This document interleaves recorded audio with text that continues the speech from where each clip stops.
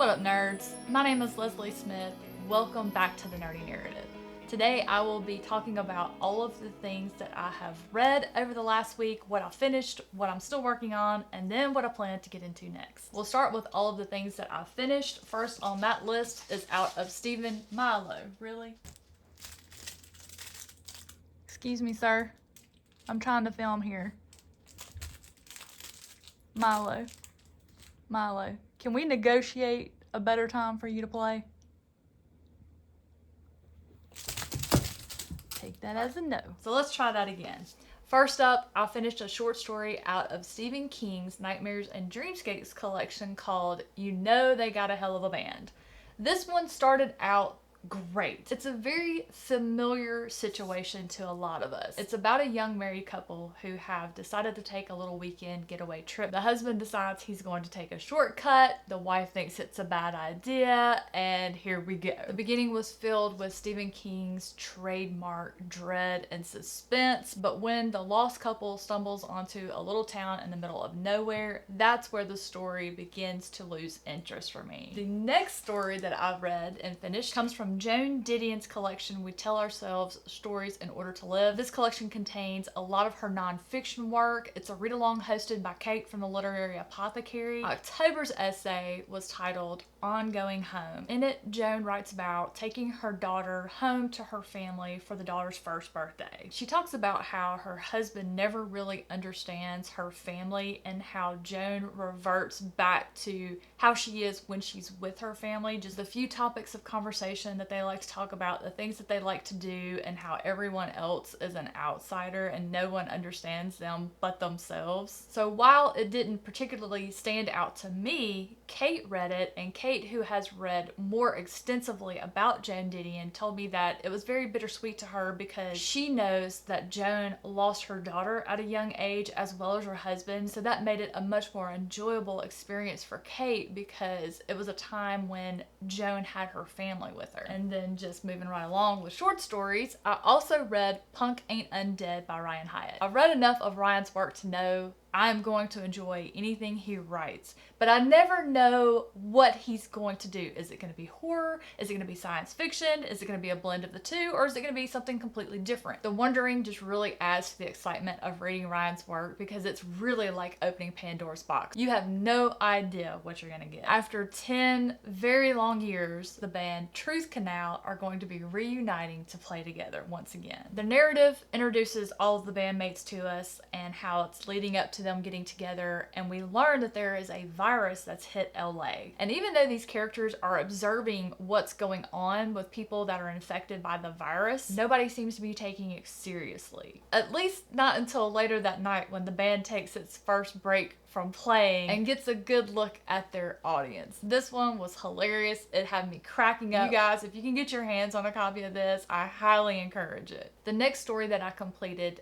The V by Nikolai Gogol, I actually listened to on a YouTube channel called Chip Slater's Storytime Theater. I will have it linked in the description box below. That channel did an amazing job with the ambient sounds and the music to accompany the narrator while telling us the story, and it was just phenomenal. It's written in 4 parts. Part 1 felt like a glorified beginning of a joke. A philosopher, a professor, and a theologian walk into a tavern, and it just goes from there. It was such a good, creepy story. It really felt reminiscent to me of The Legend of Sleepy Hollow, just the kind of story that you lean in close and you lower your voice to tell it. It was full of history and culture and made up folklore by Gogol, apparently. There seems to be some discussion around this that he totally made up this character and said it was folklore, and other people are like, no, this is not folklore. One, you'll have to read and determine for yourself what you think. I did also finish The Legend of Blackjack by A.R. Whittam. It was amazing.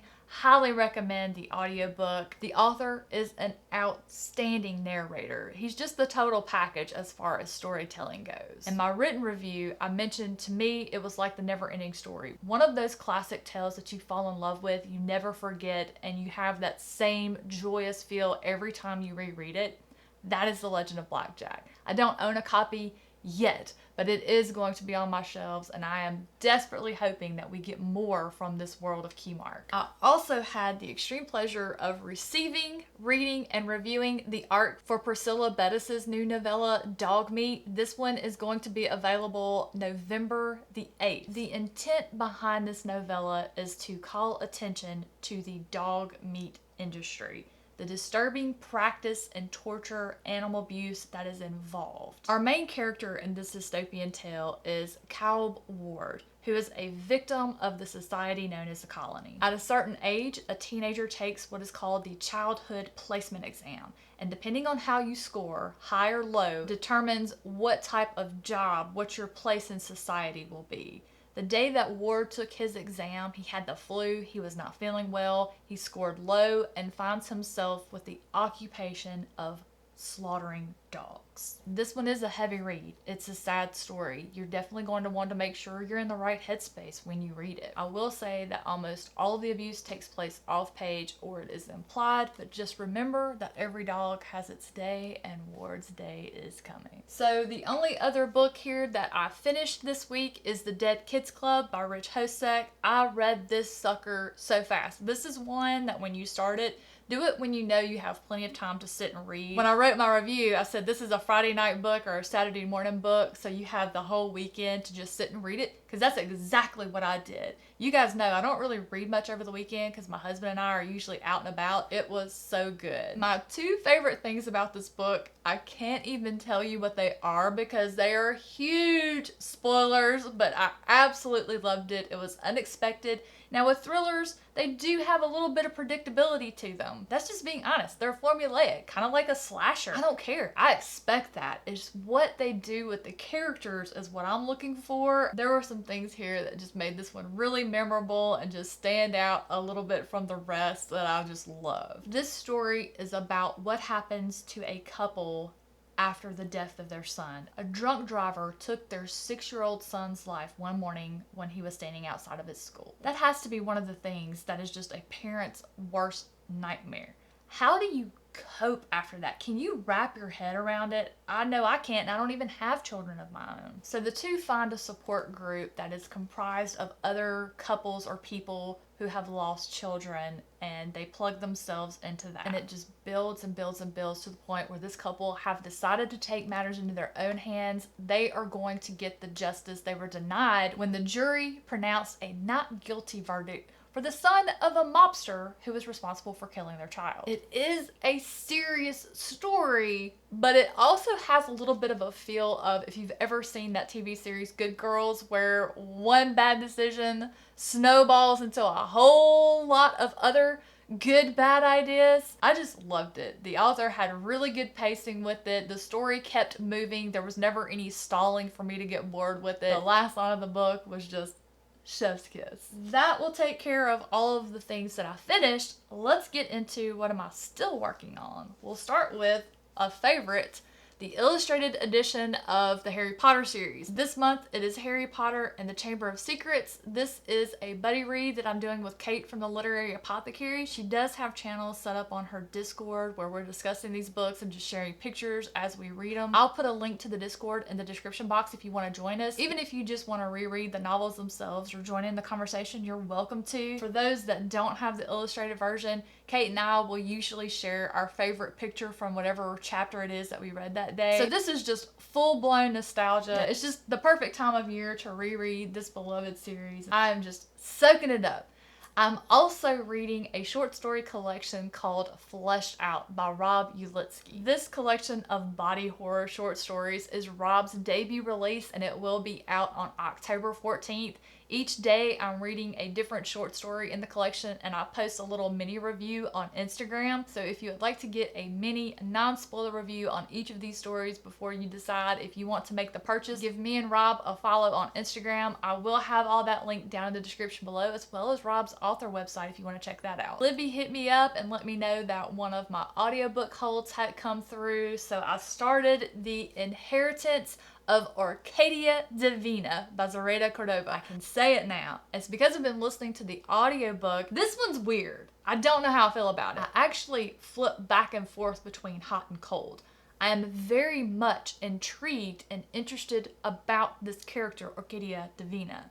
The rest of the story, not so much. The way it's presented, we're introduced to a lot of other characters, Arcadia's family, but they're just not written in a way that I'm connecting to them. The story begins with all of the family members of Arcadia Divina receiving an invitation to her funeral. The woman's not dead yet. Last night, I started the arc for HellSans by Redundus. This one's going to be available on October 11th. All of chapter 1, I was thinking, I am not going to like this book. Once I finished chapter 1, I looked to see how many pages were in chapter 2 to see if I could sneak in a few more pages before I went to bed. It was a relatively short chapter, so I read chapter 2. And then I had to read chapter 3. And then I had to read chapter 4. It got so good. There's 2 things I want to tell you about this story.